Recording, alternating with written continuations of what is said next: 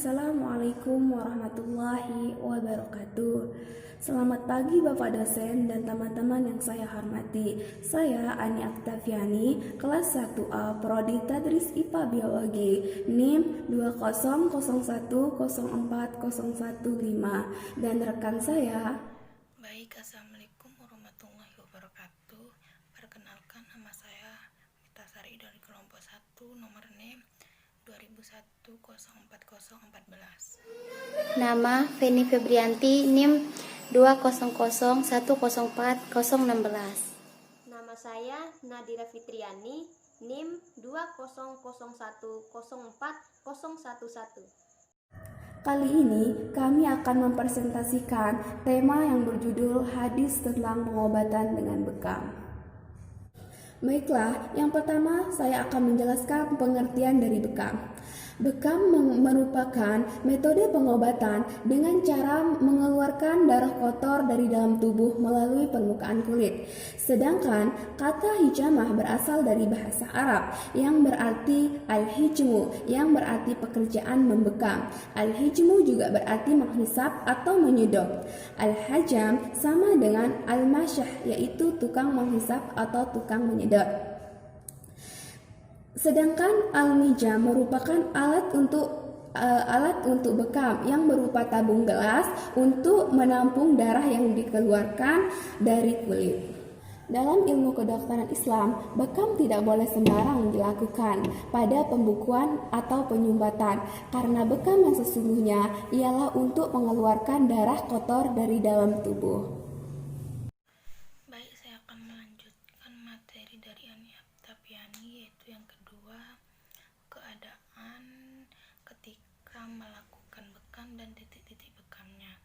Yaitu yang pertama dari Ibnu Abbas radhiyallahu berkata, Rasulullah SAW bertobat dengan hijamah ketika beliau sedang imram. Lanjut untuk yang kedua dari Anas bin Malik radhiyallahu, dia bercerita, Nabi SAW pernah berekam ketika beliau telah berihram, ketika dia merasakan sakit yang beliau rasakan di kepalanya. Dan yang ketiga yaitu dari Anas radhiyallahu berkata bahwa Nabi SAW pernah berekam ketika beliau telah berihram di bagian punggung kaki beliau karena rasa sakit yang ada padanya. Dan yang keempat dari Ibnu Abbas radhiyallahu berkata, Rasulullah SAW berobat dengan hijamah ketika beliau sedang puasa. Hadis riwayat Bukhari. Dan yang kelima dari Abdullah bin Buhainah radhiyallahu, dia bercerita, Rasulullah SAW berekam di bagian tengah kepalanya sedang beliau telah berihram karena pusing yang beliau rasakan. Hadis riwayat Bukhari. Dan yang keenam yaitu dari Ibnu Umar radhiyallahu, dia bercerita Nabi SAW pernah berekam di kepalanya dan menyebutnya dengan Ummu Mukhis atau kitab Al-Fawaid dinilai hasan oleh Al-Albani. Dan yang ketujuh yaitu dari seorang, dia bercerita, Rasulullah SAW bersabda, tidak batal puasa orang yang muntah atau orang yang bermimpi basah, dan tidak juga orang yang berekam. Hadis riwayat Abu Hawud Ibnu Khuzaimah. Lanjut yang ke-8 dari Jabir radhiyallahu, dia bercerita, sungguhnya Nabi Muhammad SAW jatuh dari kuda beliau dan menimpa batang pohon sehingga kaki beliau patah. Waki radhiyallahu berkata, sungguhnya Nabi SAW berekam di bagian kaki terkiri Sahih Sunan Ibnu Majah karya Al-Albani. Lanjut yang ke-9 dari Jabir radhiyallahu Nabi SAW pernah berekam karena kakinya tersandung atau terkilir Syahih Ibnu Huzaimah. Dan yang terakhir yaitu yang ke-10 dari Anas bin Malik radhiyallahu bahwa Nabi SAW pernah berekam di kedua urat merih atau vena jugularis atau jugular vanis lah ya, dan punggung bagian atas. Hadis riwayat Abu Daud. Sekian penjelasan materi dari saya. Untuk materi selanjutnya akan disampaikan oleh teman kami. Kepadanya dipersilakan. Baik, poin yang selanjutnya adalah poin yang ketiga, tanggal pelaksanaan bekam. Kapan sih waktu terbaik untuk melaksanakan bekam? Waktu terbaik untuk melaksanakan bekam adalah hari ke-17, 19, dan 21 tahun Hijriah. Ada beberapa hadis yang menjelaskan waktu-waktu terbaik untuk melaksanakan bekam. Hadis yang pertama dari Abu Hurairah radhiyallahu anhu, Rasulullah shallallahu alaihi wasallam bersabda, barang siapa yang berbekam pada hari ke-17, 19, dan 21 tahun Hijriah, maka ia akan sembuh dari segala macam penyakit. Hadis yang kedua dari Abdullah bin Mas'ud radhiyallahu anhu, Rasulullah shallallahu alaihi wasallam bersabda, sesungguhnya sebaik-baik bekam yang kalian lakukan adalah hari ke-17, ke-19, dan pada hari ke-21. Yang ketiga dari Anas bin Malik radhiyallahu anhu, dia bercerita, Rasulullah shallallahu alaihi wasallam biasa berbekam di bagian urat merih dan punggung. Beliau biasa berbekam pada hari ke-17, ke-19, dan ke-21. Hadis yang keempat dari Ibnu Abbas radhiyallahu anhu, ia berkata, Rasulullah shallallahu alaihi wasallam bersabda, berbekamlah pada hari ke-17, ke-19, dan ke-21, sehingga darah tidak akan mengalami hipertensi yang dapat membunuh kalian. Kenapa sih pada tanggal 17, 19, dan 21 di bulan Hijriah kita dianjurkan untuk berbekam? Karena pada waktu ini gaya gravitasi bulan sedang kuat-kuatnya terhadap bumi, terutama di tanggal-tanggal ganjilnya, sehingga kondisi darah menjadi bergejolak dan berada di permukaan. Jadi, saat manusia berbekam di waktu ini akan maksimal dan efektif untuk mengeluarkan darah statis, darah kotor, racun-racun dalam darah, dan sumbatan-sumbatan darah.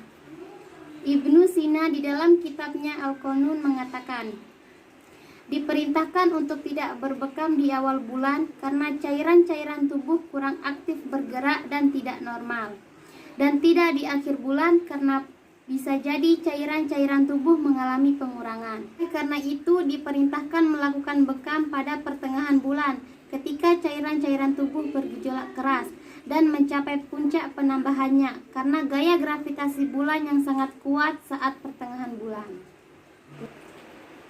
Poin keempat, hari pelaksanaan bekam. Dari Abu Hurairah radhiyallahu anhu, dia bercerita, Rasulullah shallallahu alaihi wasallam bersabda, barang siapa berbekam pada hari Rabu atau hari Sabtu lalu tertimpa wadah atau cahaya dan warna putih lepra, maka hendaklah dia tidak menyalahkan melainkan dirinya sendiri. Yang kedua, dari Ibnu Umar radhiyallahu anhu, Rasulullah shallallahu alaihi wasallam bersabda, berbekam dilakukan dalam keadaan perut kosong adalah yang paling ideal, di mana ia akan menambah kecerdasan otak dan menambah ketajaman menghafal. Alat terapi bekam dari tahun ke tahun mengalami modifikasi ke arah yang lebih mudah dan praktis. Pada masa kenabian, alat bekam dikabarkan hanya menggunakan tanduk binatang, kemudian meningkat menggunakan gelas atau benda setengah bola. Untuk menempelkannya pada permukaan tubuh digunakan prinsip vakum dengan berbagai teknik. Pelukan kulit pada awalnya menggunakan ujung pedang, lalu berkembang menggunakan silet, lebih berkembang lagi menggunakan pisau bedah, dan saat ini lebih banyak digunakan jarum dengan bantu alat pemantik. Perkembangan tersebut tidak mengubah esensi terapi bekam. Prinsip defonifikasi tetap dipertahankan. Langkah melakukan terapi bekam. A. Mendata pasien dan melakukan wawancara. Adapun data-data yang perlu dicatat antara lain adalah 1. Identitas pasien meliputi nama lengkap, umur, jenis kelamin, alamat dan status perkawinan. 2. Identitas keluarga meliputi kedudukan dalam keluarga, pekerjaan dan alamat tinggal, beberapa penyakit berkaitan erat dengan pekerjaan atau lokasi pemukiman.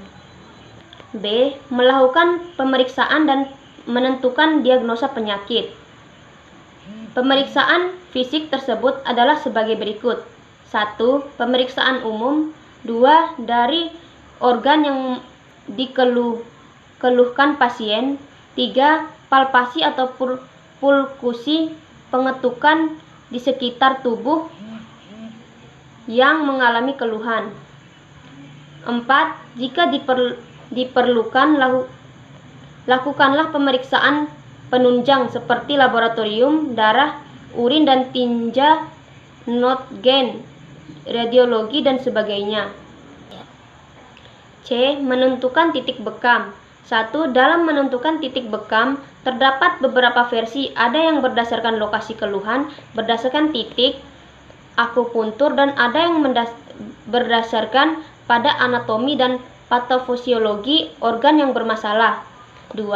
Dalam memilih titik bekam ini, maka tidak perlu memakai banyak titik, sebab titik bekam yang banyak belum tentu lebih baik dan efektif dibandingkan dengan satu titik. 3. Ada sekitar 12 titik utama yang disebutkan dalam hadis, disebut titik bekam Nabi. Selebihnya merupakan pengembangan dari itu. D. Mempersiapkan peralatan dan pasien. Yang pertama, mempersiapkan peralatan bekam dan ruangan. Kedua, mempersiapkan pasien. Pasien perlu dipersiapkan terlebih dahulu, baik secara fisik maupun mental. E. Melakukan bekam. Cara-cara untuk melakukan bekam yaitu 1. Mempersiapkan alat-alat untuk berbekam. 2. Sebelum berbekam, dianjurkan untuk berdoa sesuai agama dan kepercayaan. 3. Memijit-mijit bagian tubuh yang akan dibekam dengan agar peredaran darah lancar. 4. Mensterilkan bagian tubuh yang akan dibekam dengan disinfektan. 5. Menghisap kulit dengan menggunakan gelas bekam. 6. Menusuk-rusuk bagian tubuh yang akan diberikan dengan jarum. 7. Menghisap kembali bagian tubuh yang telah ditusuk. 8. Diamkan selama kurang lebih 5-9 menit sampai darah kotor keluar. 9. Membersihkan dan membuang darah yang tertampung dalam gelas bekam. 10. Membersihkan bekas luka bekam. Sekian materi yang dapat kami sampaikan. Lebih dan kurang kami mohon maaf. Wabillahi taufiq wal hidayah. Wassalamualaikum warahmatullahi wabarakatuh.